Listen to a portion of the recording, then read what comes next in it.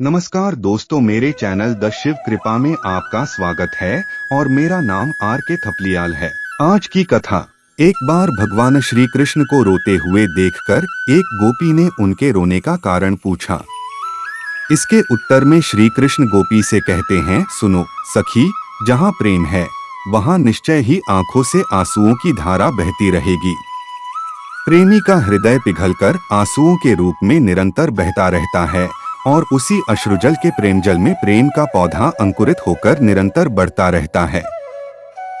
श्री कृष्ण जी गोपी को विस्तार से अपने बहते अश्रुओं के बारे में बताते हुए कहते हैं, सखी, मैं स्वयं प्रेमी के प्रेम में निरंतर रोता रहता हूँ। मेरी आंखों से निरंतर आंसुओं की धारा बहती रहती है। मैं नहीं चाहता था कि मैं तुम्हें अपने रोने का कारण बताऊं, पर तुमने बार बार पूछा कि आप क्यों रोते हो, तो आज मैं तुम्हें यह गूढ़ रहस्य बता रहा हूँ कि मैं अपनी गोपियों के प्रेम में रोता हूँ और जो मेरा प्रेमी है वह मेरे प्रेम में निरंतर रोता रहता है और मैं भी उसके लिए निरंतर रोता ही रहता हूँ। श्री कृष्ण आगे प्रेम के बारे में गहरी बात बताते हुए कहते हैं कि सखी, जिस दिन मेरे जैसे प्रेम के समुद्र में तुम डूबोगी तो उस दिन तुम्हारे हृदय में भी प्रेम का समुद्र लहराएगा, जिस तरह मेरे हृदय में नित्य निरंतर लहराता रहता है। उस दिन तुम भी मेरी ही तरह बस केवल रोती ही रहोगी।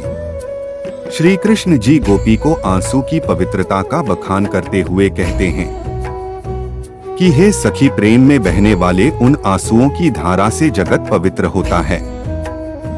वास्तव में वे आंसू की श्रेणी में नहीं आते हैं, वे तो गंगा जमुना की धारा हैं, जिसमें डुबकी लगाने के बाद भवबंधन से मुक्ति मिल जाती है और वह प्राणी दोबारा भवसागर में नहीं फंसता और वह मेरे गोलोक धाम आ जाता है।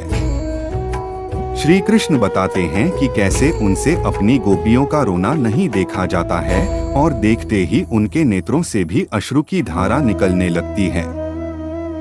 भगवान कहते हैं कि सखी, मैं देखता हूँ मेरी गोपी मेरे प्राणों के समान प्यारी गोपी रो रही है, बस मैं भी यह देखते ही रोने लग जाता हूँ।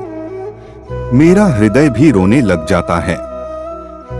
मेरी प्रिया प्राणों से बढ़कर प्यारी गोपी जिस प्रकार एकांत में बैठकर रोती है, वैसे ही मैं भी एकांत में बैठकर रोता हूँ और रो रो कर प्राण शीतल करता हूँ। यही है मेरे रोने का रहस्य। आशा करता हूँ आपको यह कथा पसंद आई होगी। कृपा कर चैनल को सब्सक्राइब करें, बेल आइकन दबाएं और ज्यादा से ज्यादा शेयर करें। आपका दिन शुभ हो। धन्यवाद।